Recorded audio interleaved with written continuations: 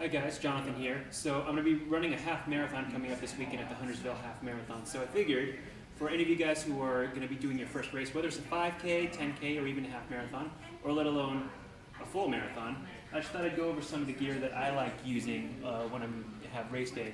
For me, goos are the first part. I'll usually take one 15 minutes before I start racing and then have a few with me depending on the distance.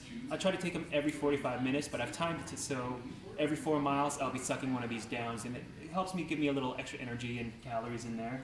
And then noon energy, I like using this, so just put in a water bottle, let it fizz out, and this has electrolytes. It's kind of like Gatorade, but so much better, and it has a much fizzier taste, which I like when I'm running. And I'll always have a handheld bottle with me if I don't feel like wasting time on my run to try to go to the water stops. I'll always have one, pop a noon in here, and I'll be able to kind of use bottles like these so I can put, keys or any more gels that I need in here. And then for some people like using race belts because they don't want to pin their bibs on there. They'll use a race belt. Me, I like to pin it and then have something like this, a race belt, so I can put the two most important things that you need in a race. Your ID card, a credit card if you need it, and a cell phone, just in case of emergency if anything happens while you're on the run. So I always have one of these things strapped onto me. Now the most important tool that I ever need, socks. I use Belega socks, and these work well with the majority of the shoes that I use, and this is actually one of my favorite brands, so Belega's pretty good. And then compression sleeves. These things save my calves in a long run. I did a half marathon without it and it sucked. And then I started training with these and it's helped immensely. So this is one tool.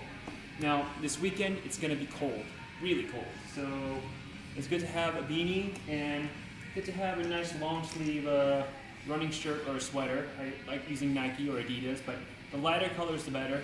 It's easier for you to be seen whether you're training at night or running in a race.